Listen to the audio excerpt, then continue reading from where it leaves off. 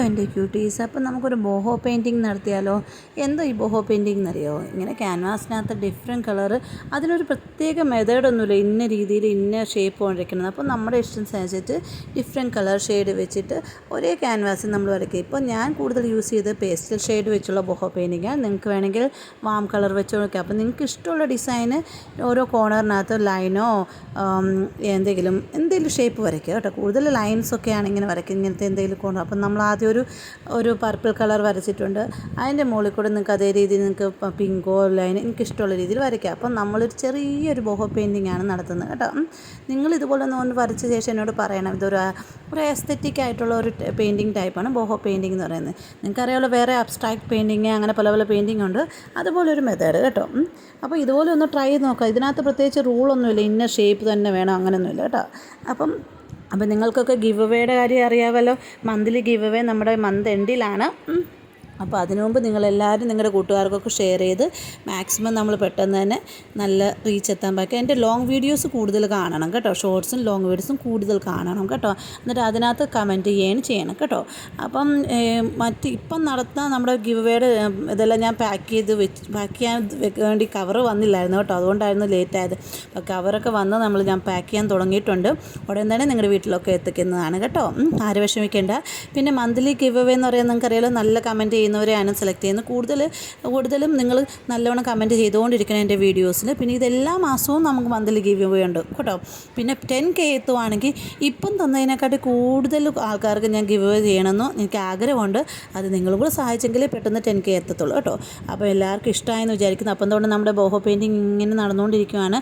ഞാൻ കൂടുതൽ pastel shade എനിക്കെന്തോ പേസ്റ്റൽ ഷെയ്ഡിന് പ്രത്യേകം താല്പര്യമുള്ളതുകൊണ്ടാണ് അത് ചെയ്യുന്നത് കേട്ടോ.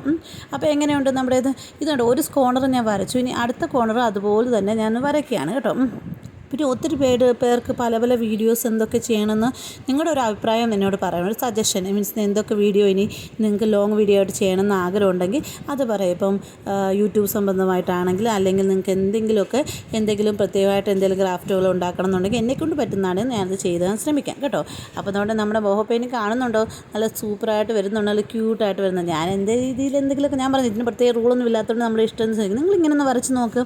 അപ്പോൾ വെക്കേഷനൊക്കെ ആകാറാകുമല്ലോ. എന്താണ് വെക്കേഷൻ നിങ്ങളുടെ എല്ലാം പരിപാടി? നിങ്ങളൊക്കെ ക്രാഫ്റ്റ് ചെയ്യുമോ, അതെവിടെയെങ്കിലും പോവുമോ, എന്താണെന്ന് പറയാം കേട്ടോ. അപ്പോൾ നമുക്ക് സമയം കിട്ടുന്നതനുസരിച്ച് നമുക്ക് നല്ല നല്ല വീഡിയോ എടുക്കാം. എൻ്റെ കൊച്ചു ക്യൂട്ടീസല്ലേ നിങ്ങളെല്ലാം. അപ്പോൾ നിങ്ങൾക്കത് ഗിഫ്റ്റ് ഇഷ്ടപ്പെട്ടെന്ന് പറഞ്ഞാൽ എനിക്ക് വളരെ സന്തോഷം. എനിക്കൊരു സംശയമായിരുന്നു നിങ്ങൾക്കൊക്കെ ഇഷ്ടപ്പെടുമോ ഇല്ലയോ എന്ന്. പിന്നെ സ്റ്റിക്കർ ഇഷ്ടമുള്ള ഒത്തിരി പേരുണ്ടല്ലേ.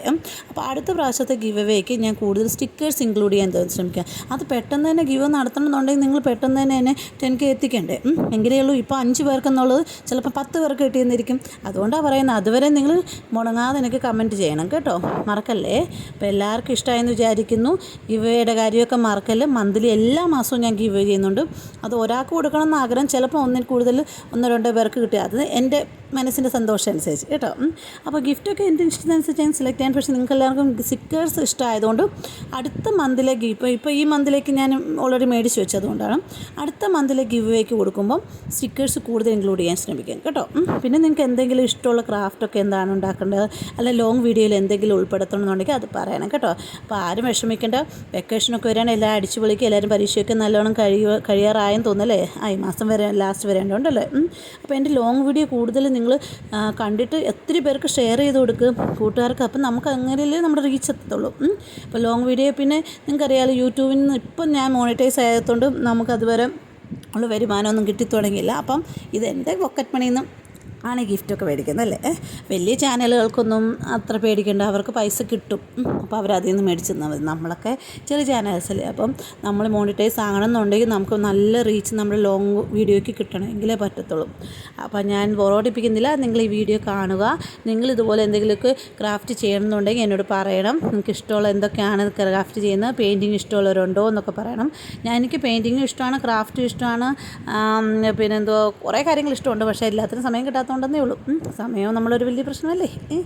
അപ്പോൾ പിന്നെ എന്താണ്, പിന്നെ ഈ പ്രാവശ്യം ആർക്കെങ്കിലും കിട്ടിയില്ലെന്ന് വെച്ച് വിഷമിക്കൊന്നും വേണ്ട. ഞാൻ മാക്സിമം എല്ലാവർക്കും ഒരാൾക്ക് തന്നെ അല്ലല്ലോ കിട്ടുന്നത്. അപ്പോൾ ഈ പ്രാവശ്യം കിട്ടാത്തവർക്ക് ചിലപ്പോൾ അടുത്ത പ്രാവശ്യമായിരിക്കും കിട്ടുന്നത്. അപ്പം നമ്മൾ എപ്പോഴും നമ്മൾ കൂടെ ഇങ്ങനെ സപ്പോർട്ട് ചെയ്തുകൊണ്ടിരിക്കുവാണെങ്കിൽ നമുക്ക് കിട്ടുമെന്ന് എനിക്ക് ഉറപ്പുണ്ട് കേട്ടോ. അപ്പോൾ അത് നമുക്കെന്ന് പറഞ്ഞാൽ നിങ്ങൾക്ക് കിട്ടുമെന്ന് ഉറപ്പുണ്ട് കേട്ടോ. അപ്പം വേറെ എന്താണ്, പിന്നെ ചിലർ വിചാരിക്കുമോ എനിക്ക് കിട്ടിയിട്ടില്ല, എനിക്ക് കിട്ടിയില്ല, അങ്ങനെ വിഷമിക്കേണ്ട ആവശ്യമില്ല കേട്ടോ. നമുക്ക് ഒരാൾക്ക് ഇന്നല്ലെങ്കിൽ നാളെ അടുത്ത പ്രാവശ്യം കിട്ടും. ഞാൻ അങ്ങനെ നോക്കുന്നുണ്ട്.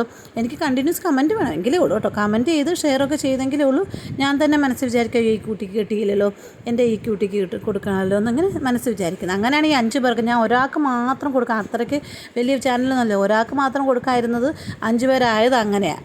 അല്ലെങ്കിൽ ഒരാൾക്ക് കൊടുക്കത്തുള്ളായിരുന്നു. അപ്പോൾ നിങ്ങൾക്ക് മനസ്സിലായല്ലോ, എനിക്ക് എല്ലാവർക്കും കൊടുക്കണം എന്ന് ആഗ്രഹമുണ്ട്. പക്ഷേ നമ്മുടെ ചാനൽ വലിയ റീച്ച് ഇല്ലെങ്കിൽ പിന്നെ നമുക്ക് പിന്നെ കൊടുത്തിട്ട് എനിക്കും വിഷമാകത്തില്ലേ.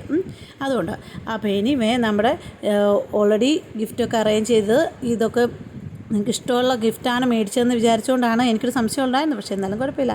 അപ്പോൾ അത് ഈ ബോഹോ പെയിൻറ്റിങ് ഇങ്ങനെയാണ്. ഇത് കഴിഞ്ഞ ശേഷം നമ്മൾ ഇനി വേണ്ടത് നടുക്കിന് ഒരു സൺ പോലെ വരച്ചു കൊടുക്കുകയാണ്.